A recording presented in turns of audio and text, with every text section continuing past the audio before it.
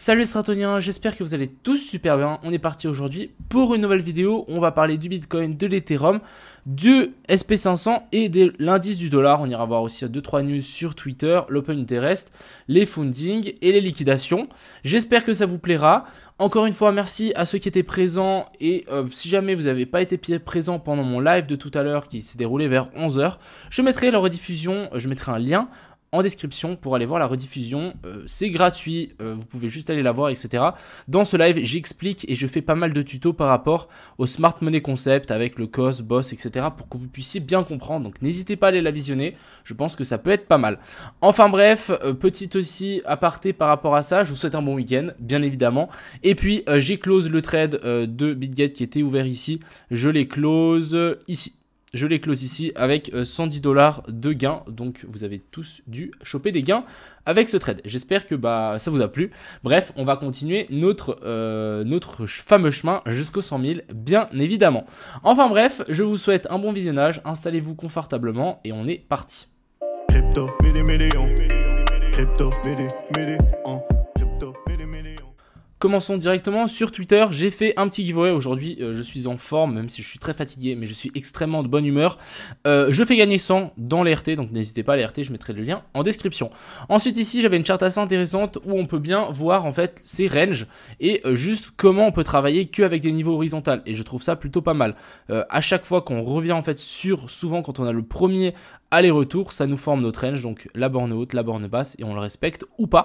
Mais voilà, on avait soit on casse ça, soit on revient chercher ses plus bas, et c'est là où on va venir chercher donc notre fameuse théorie Smart Money Concept qui nous dit on a peut-être une possibilité de l'acheter, de le chercher vers 18 700. Ensuite, parlons de l'Open Interest et des fundings. Ici, on a le CVD qui a bien chuté, donc il y a eu des ventes en spot qui sont arrivées ici. L'Open Interest qui est bien monté ici alors qu'on a les fundings qui sont descendus. Ici, il y a eu beaucoup de gens qui ont ouvert un short assez intéressant. Beaucoup de shorts qui sont ouverts. Ensuite, là, dans la descente, il y a eu de plus en plus de longues. Mais c'est bon à noter qu'il y a pas mal de shorts qui sont ouverts ici en haut. Donc, à mon avis, ça a dû créer de la liquidité au-dessus. Maintenant, on va juste recharger donc notre cher ami Kingfisher pour pouvoir voir les liquidations. Je crois que les pics n'ont pas trop changé. Mais avec les fundings, on aurait peut-être pu avoir un pic qui va se former juste au-dessus de cette borne. Alors déjà, ici, on peut voir que les pics qui sont vers la zone des 13 000 à 16 000 font que diminuer. On fait que d'augmenter les gens qui sont en train de short, ici jusque vers la zone des 28 000. On a un petit pic ici qui s'est formé vers la zone des 19 144. Pourquoi pas aller le chercher. Donc ici, il y a quelqu'un à mon avis qui a du long et qui a dû placer son prix de liquidation juste en dessous de la mèche ou son stop loss en dessous de cette mèche. Donc ici, il faudra faire attention. On peut toujours revenir chercher ça pour ensuite pousser vers le haut. Et encore une fois, la target, c'est les 20 500 si on reste haussier. Bien évidemment, si on reste haussier. Encore une fois, il y a ce week-end qui va arriver, ça risque encore d'être assez plat. Mis à part ça, on a quand même des grosses news et informations qui sont en train de se passer dans le monde. Par exemple, le truc du pipeline, on a Poutine qui annexe certaines parties de l'Ukraine. Bref, il se passe énormément de choses dans le vrai monde, je vais l'appeler le vrai monde. C'est pour ça sans doute qu'on a un marché dégueulasse, que ça soit sur le Bitcoin, que ça soit sur les devises, que ça soit sur les actions. Bref, c'est compliqué en ce moment. Et sachez que si vous êtes rentable maintenant, en tradant la charte qu'il y a maintenant, quand on aura une pattern bien définie, un endroit soit en monte, soit en descend, une tendance bien définie, vous allez tout déchirer. Et ensuite, on a pas mal de news. Donc la semaine prochaine, vendredi, il faudra se méfier. On a pas mal de grosses news qui vont arriver, dont les taux de chômage, etc. Bref, il faudra surveiller ça. On risque de nouveau avoir pas mal de volatilité, même on a le CPI lundi directement. Bref, ça va sans doute bouger. Ensuite, parlons directement de la charte. Donc, comme vous avez pu voir, il y a pas mal de choses supplémentaires sur cette charte. Maintenant, je vais vous montrer différentes choses sur lesquelles on va sans doute revenir. Donc, pour moi, il y a deux zones qui n'ont pas été touchées correctement. On a la première zone ici, la zone de fair value gap en 1 heure ici, qui n'a pas été recherchée parfaitement. Donc on est venu juste taper dedans, hein. Ici on peut bien le voir, on est venu taper dedans, sauf qu'on l'a pas complété jusqu'au bout. On n'est pas venu toucher en fait la zone des 50% ici de la zone de fair value gap, on s'est arrêté un petit peu avant. Donc pour moi ici, il y a encore à venir chercher dans cette zone là, donc revenir vers la zone des 19 800, ça serait une zone pour moi assez intéressante de tenter un long, ce serait vraiment un retour en dessous. Ici on peut imaginer que on a une poche de liquidité qui s'est formée, pourquoi pas la toucher pour ensuite repartir. En 15 minutes, on a plus ou moins la même chose ici. On a aussi une grosse zone de fair value gap qui n'a pas été touchée. On est juste venu faire une petite mèche ici, mais pour moi, ça ne suffit pas. Il faudrait absolument qu'on arrive à taper dedans correctement, qu'on vienne combler tout ça, qu'on vienne chercher la zone des 50% de cette zone de fair value gap. Donc je rappelle qu'une zone de fair value gap, c'est une zone d'imbalance dans la value.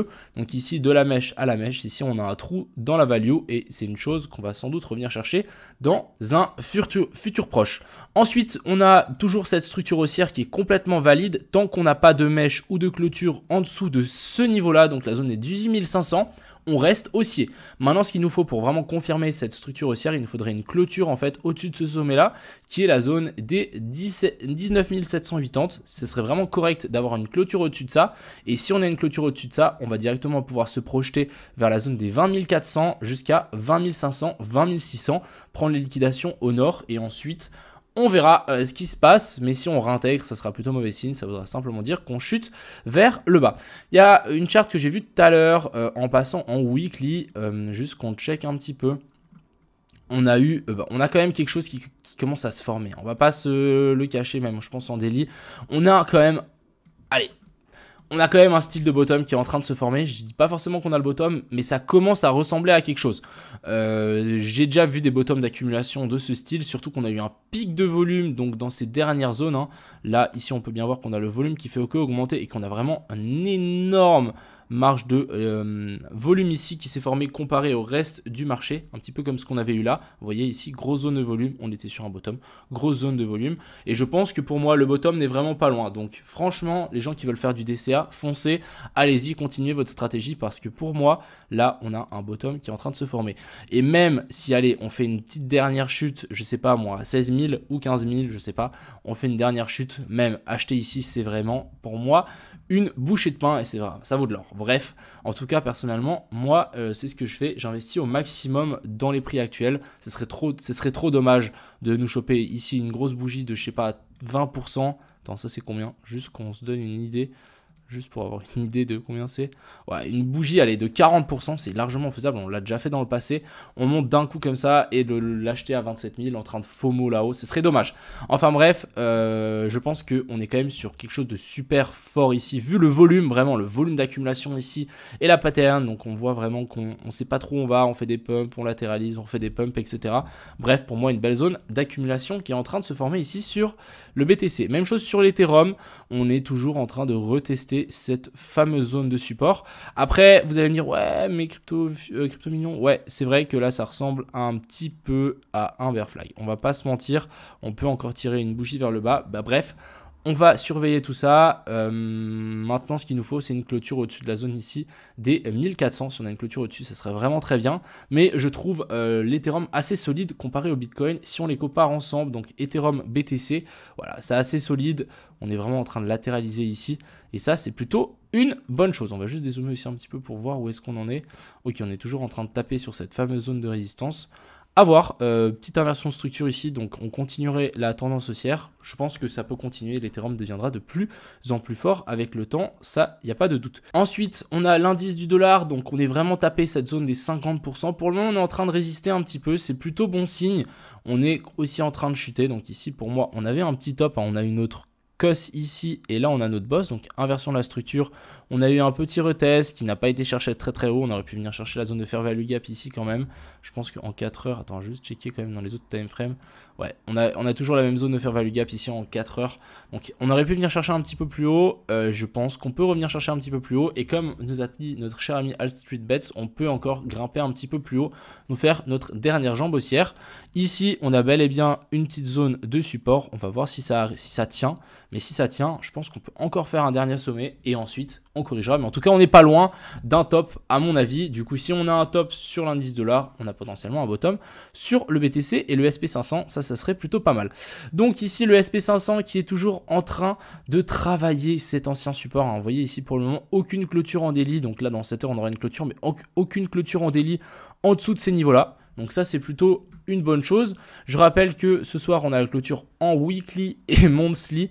Donc ouais, on a des grosses clôtures. On a une petite zone de fair value gap à venir chercher un poil plus bas. Donc pourquoi pas venir la chercher quand même un de ces quatre. Ça me semblerait complètement faisable. Revenir chercher cette petite zone de fair value gap pour ensuite repartir. Mais pour le moment, voilà, le SP500 bataille comme il faut avec toutes les news, tout ce qui est en train d'arriver, Poutine, bref, le pipeline, bref, il se passe tellement de choses actuellement dans le monde, entre guillemets, réel, que je trouve que pour le moment, là, il résiste plutôt pas mal. Bon, après, si on dézoome un petit peu, il résiste pas du tout. Mais si ici on arrive à tenir, ce serait vraiment une très très bonne chose. Donc ici, on a notre COS et notre boss, on peut l'annuler.